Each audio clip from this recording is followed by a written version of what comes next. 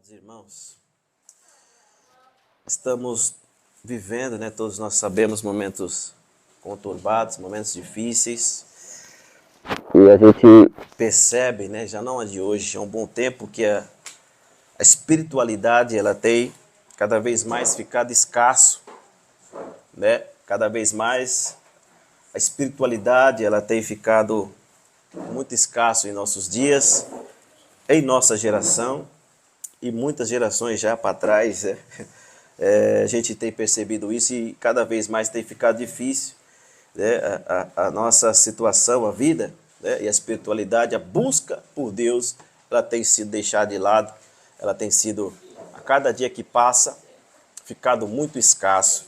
E com toda certeza você também tem visto isso, assim como eu, e é mais triste também, porque não é só lá fora, não é no mundo, O segmento e tudo isso que está acontecendo, ela tem causado um fenômeno de vem para dentro nossas igrejas, Tem estado também, é triste também.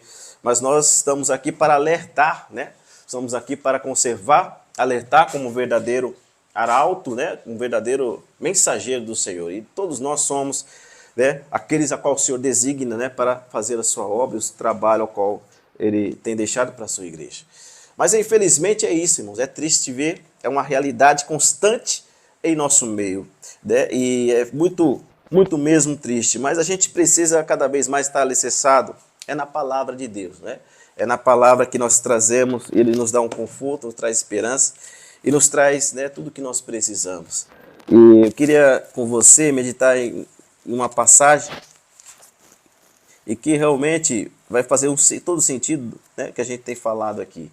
É uma passagem que está no livro profético, a qual escreve o profeta, um dos profetas menores, E aí menor não porque ele é menor do que os outros, mas menor porque a literatura que ele disponibiliza, que ele escreveu, era um pouco menor do que os outros, como Isaías, como outros profetas. Mas não que ele seja menor em importância, não. Porque para Deus, quando Ele comissiona um profeta, Ele comissiona para uma direção, para uma mensagem específica. Mas todos têm um grau de importância, irmãos? Todos são profetas designados por Deus, para então levarem a mensagem, é um porta-voz do Senhor Jesus. E hoje com você eu queria meditar nesse profeta menor, que escreve ali, que leva o título, o seu nome mesmo, Profeta Amós, Profeta Amós, irmãos, o profeta qual ele faz parte dentro dessa categoria, mas foi muito importante em um momento difícil a qual Israel passava, a qual ele é chamado e comissionado por Deus, dentro de uma direção divina, um comissionamento divino, e ali ele não tem medo, ele exerce, ele vai fazer aquilo que o Pai, o Senhor Deus, designa para ele. Louvado seja Deus. Amós, ele é um profeta de Deus, irmãos? Um profeta do Senhor, como disse, designado por Deus, para cumprir uma chamada. Ele foi levantado com uma voz profética. A gente vai estar lendo, a partir do capítulo 8 ali, Amós, capítulo de número 8. E é justamente o que tem acontecido em nossos dias, é uma profecia a qual o Senhor designa para Amós e que aconteceu, claro, ali no Reino do Norte, o povo de Israel, mas que ela é bem atual para os nossos dias, é o que nós estamos vivendo, irmãos. Esse momento o qual aconteceu tantos anos atrás, ela é muito atual também. A profecia, ela tem esse fenômeno ela continua acontecendo, mesmo depois que já aconteceu o fato, ela continua, pois a palavra ela está aqui, ela é dirigida também para o momento a qual nós vivemos também. Louvado seja o Senhor que nos dá essa palavra e que, como um alerta, e para que a gente possa estar atento, irmãos, a um momento que nós temos vivido difícil, que nós temos atravessado. O Amós, ele nasce numa aldeia, chamada Tecoa, distante muito pouco de Belém, 15 quilômetros de Belém. É uma aldeia, uma cidade pequenininha, nem é cidade, a chamada, ela é uma aldeia. Tecoa é uma aldeia. Então Amós é um profeta que nasce, em Tecoa. Ele nasce em Tecoa, tem a sua vida em Tecoa, ele cresce, ele recebe a profissão oriunda dos seus pais, de pastor de ovelhas, de bodes, mas também ele divide essa função como um agricultor. Amós, ele também é um agricultor. Além de ser pastorear ovelhas, ele também exerce a função de agricultor. E nós veremos, se você teve a oportunidade de ler todo o livro de Amós, você vai perceber isso. Mas Amós é onde a gente vai se basear, é o capítulo 8, a partir do versículo 11 e 12. E ali está explícito para nós o que aconteceu no Reino do Norte, o que aconteceu em Israel e o que o profeta diz através do Senhor Jesus, e que de fato, como sempre o povo não dá atenção, como sempre o povo ele tende a desobedecer, como sempre o povo ele tende a rebeldia, como sempre o povo não está nem aí para a palavra de Deus através do profeta Amós. E ali o versículo 11, irmãos, ele é enfático, e até o versículo 12, algo que realmente a gente tem visto acontecer e veremos ainda mais para frente, né, de acordo com o final desta era, o final desse tempo. E ali diz algo muito importante, a qual o próprio profeta diz através do Senhor. O versículo 11 do capítulo 8 diz assim: eis que vem dias, diz o Senhor Deus, em que enviarei fome sobre a terra, não fome de pão, nem de sede de água, mas de ouvir as palavras do Senhor. E mais terrível ainda, e irão errantes de um mar até outro mar, e do norte até o oriente.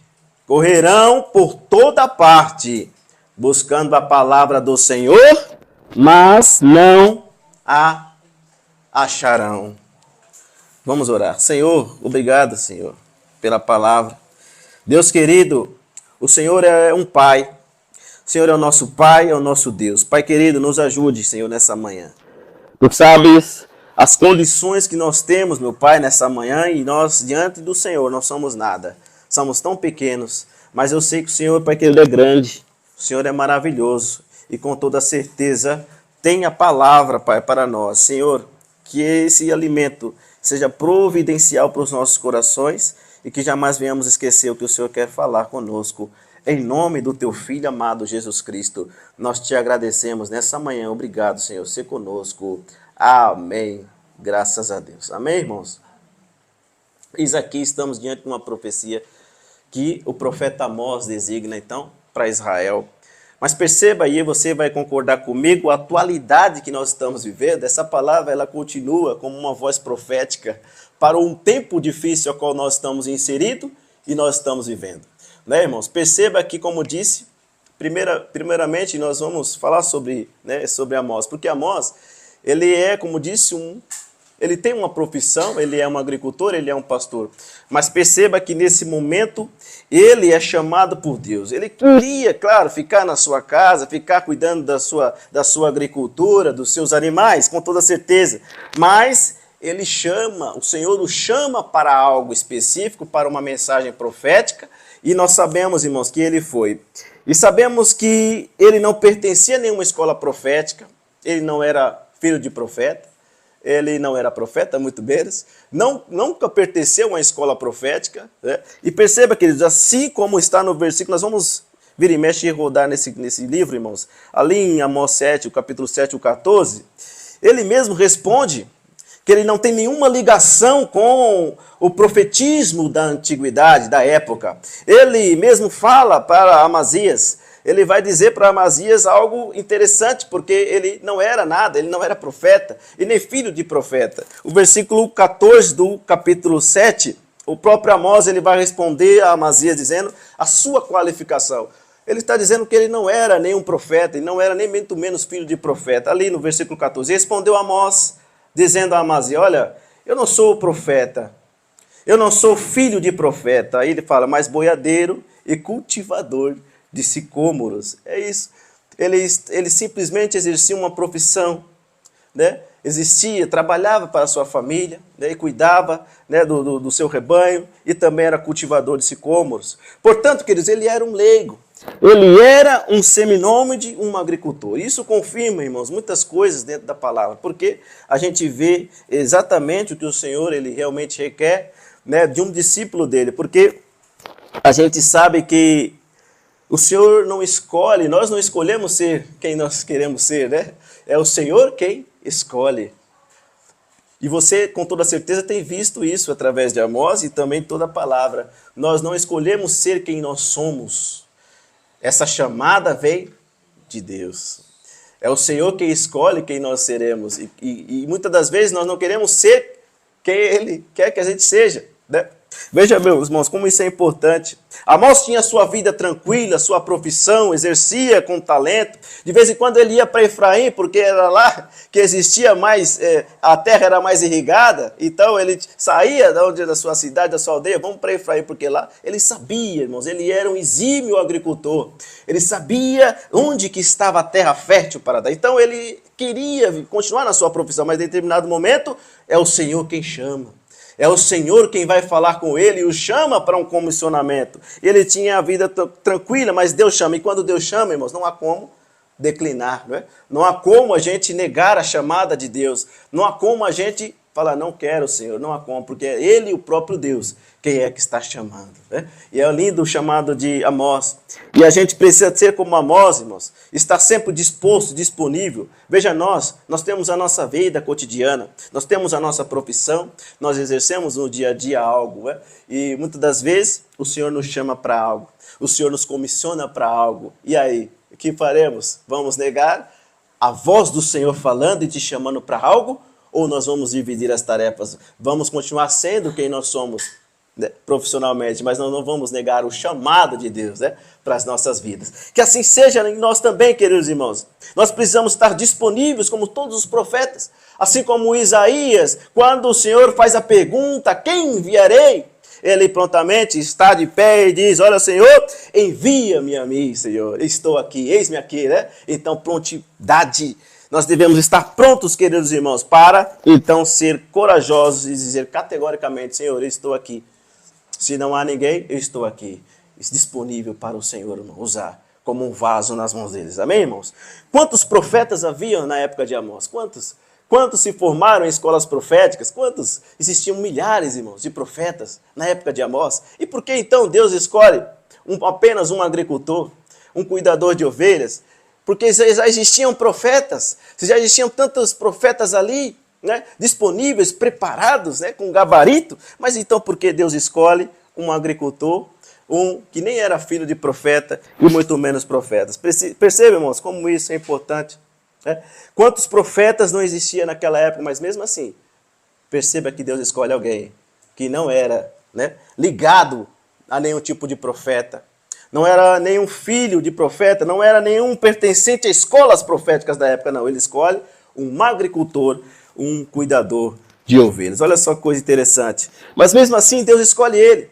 Sem nenhum atributo, conhecimento, não frequenta, repito, não frequentou nenhuma escola e nem muito menos era filho de profeta, mas Deus escolheu ele. Percebe, irmãos? Porque ele tinha algo especial, algo que no mínimo era obediente à voz de Deus, porque ele prontamente vai e faz a vontade de Deus. Perceba, meus irmãos, como isso é importante. Então Deus dá a revelação para ele, uma revelação importantíssima, porque, irmãos, vai implicar em toda uma destruição de um povo, de um reino, que é o povo de Israel, que daqui a pouco isso vai acontecer, dá para frente, a gente sabe que eles são levados cativos para a Síria e os assírios vencem. Mas perceba a questão, queridos, que é que nós, irmãos, precisamos entender que não é quem é melhor, não é quem tem gabarito, não é quem frequentou escolas. Não quer dizer que isso tem a ver com que pessoas especiais, não. O Senhor, você sabe a tônica do Senhor, como ele se utiliza, ele sempre vai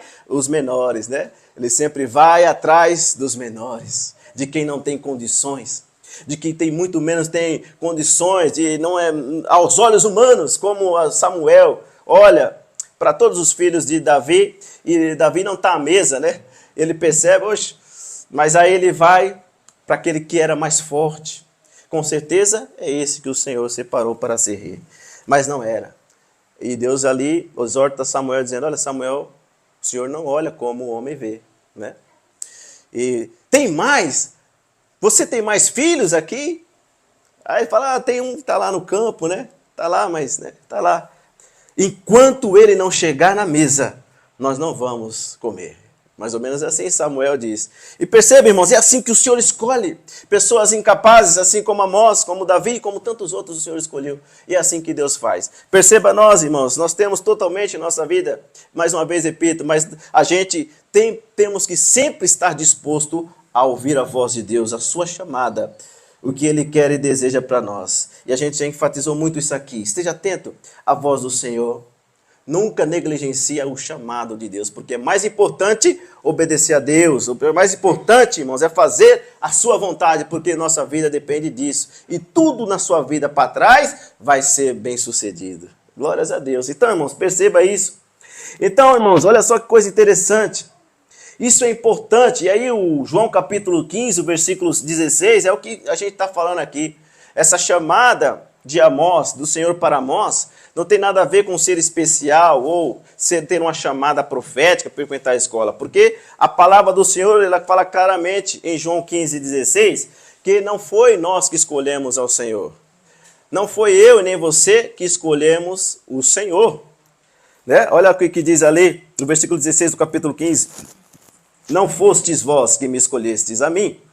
Pelo contrário, eu vos escolhi a vós outros, olha só, irmãos, e vos designei para o quê? Para que vades e deis frutos, e o vosso fruto permaneça. Olha que coisa, irmãos. A fim de que tudo quanto pedis ao Pai em meu nome, Ele vos conceda. Perceba? Então, quando o Senhor me escolhe para um comissionamento, eu não posso declinar. Eu preciso atender rapidamente, prontamente a esse chamado. Então, se eu atendo o chamado, como eu disse, tudo, irmãos, vai acontecer na nossa vida. E tudo que nós pedimos, o Senhor vai fazer, vai abençoar você quando você está na direção de Deus. Quando você está no propósito de Deus. Quando você exerce o chamado de Deus para a sua vida, as coisas acontecem na tua vida. Louvado seja o Senhor, irmãos. Olha só. Todos nós fomos escolhidos por Deus, irmãos. Para quê? Para dar frutos. Frutos, essa é a tônica do Senhor. Nós fomos escolhidos para dar frutos, né? Nós estamos ligados à videira verdadeira e nós precisamos dar frutos e somos escolhidos por Deus para dar frutos, meus irmãos. Ele nos designou para que demos fruto, mas esse fruto, ele precisa permanecer. Ele não pode, irmãos, sair, ele precisa permanecer. E a fim de que aí vai acontecer o final do versículo, se a gente recebe esse chamado, o Senhor nos escolhe para algo e nós atendemos o pedido. E aí, tudo quanto pedires ao Pai em meu nome, glórias a Deus, Ele vos concede.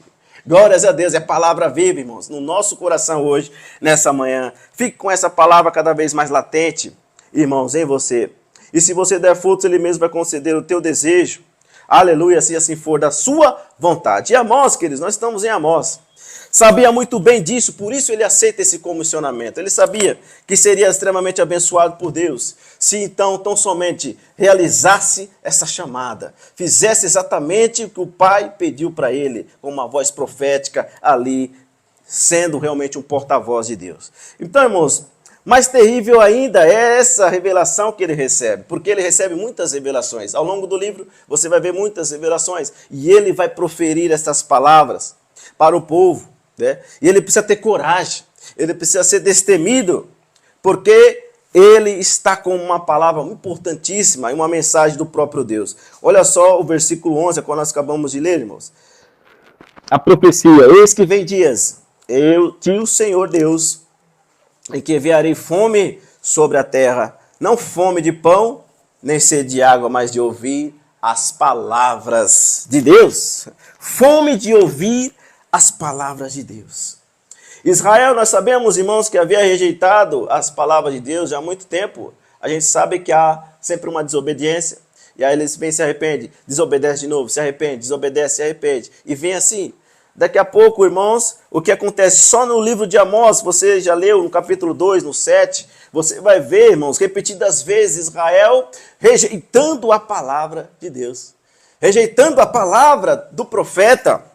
Em várias passagens isso é enfático. agora eles receberiam tanto que eles haviam desejado. Olha, se você rejeita muitas vezes, olha, então vai acontecer isso na tua vida, vai acontecer tudo aquilo que está sendo falado. As palavras do Senhor, irmãos, elas são vida. Nós precisamos, sempre vamos precisar das palavras de Deus. E o povo rejeitou todas as palavras que vinham de Deus através dos profetas. E quando não se ouve a palavra do Senhor, irmãos, a desordem, a bagunça toma conta, queridos. Por isso que Salmos 33, versículo 12, o salmista é enfático ali ao dizer que feliz é a nação cujo o Deus é o Senhor. Olha só. Feliz é a nação cujo Deus é o Senhor. Então, irmãos, olha só que coisa interessante. Então, se não, Deus não está. Se as suas palavras não estão marcadas dentro de um caminho, dentro de uma realidade de nação também que seja, a bagunça, ela vai acontecer, irmãos. Tudo vai acontecer desordeiramente. A criação, irmãos, entenda isso, sempre vai precisar do seu Criador. Ora, o Senhor criou a humanidade, né? O Senhor fez tudo, não tem jeito, irmãos. Perceba que, mais um exemplo, entre o Velho e o Novo Testamento há um período de 400 anos, que a gente chama de período interbíblico, né? E que há um silêncio. Né?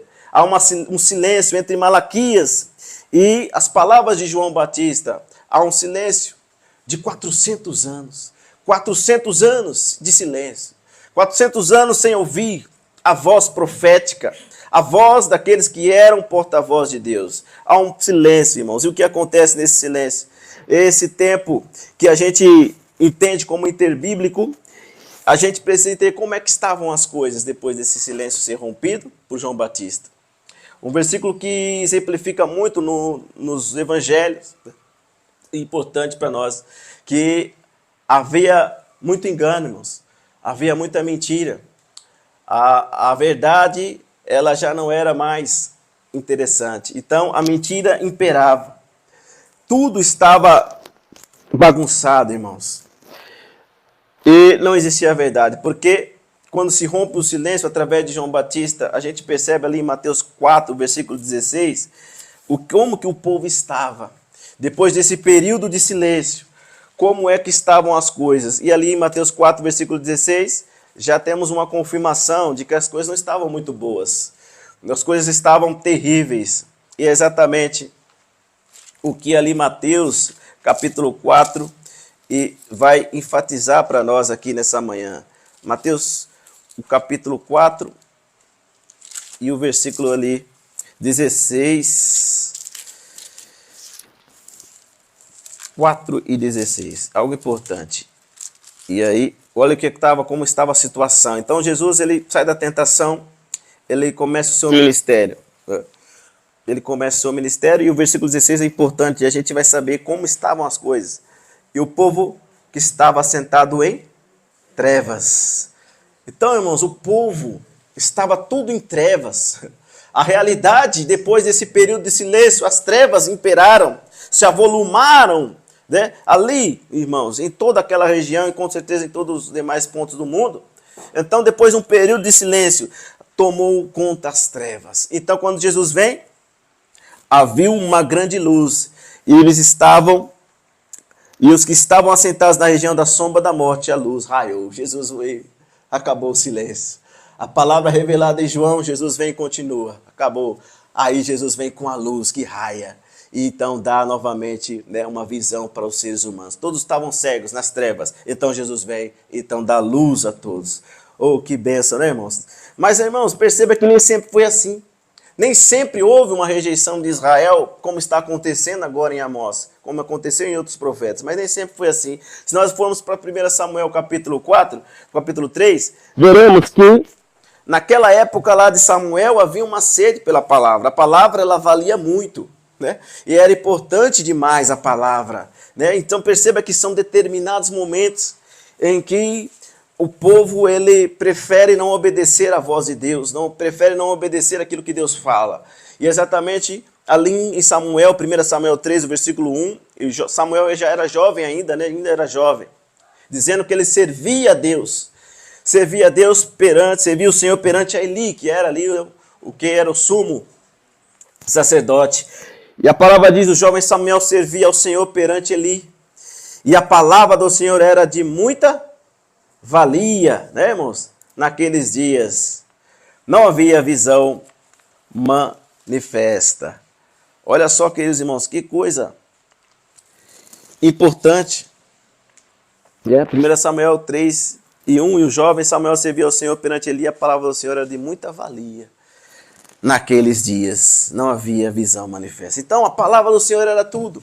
Tinha muita valia, tinha muita importância. Não como agora em Amós, que chegariam dias em que eles estariam com fome desta palavra. Mas, pelo contrário, a palavra ela fazia muito sentido. Ela era importantíssima para o desenvolvimento, irmãos, de todo o povo. Perceba.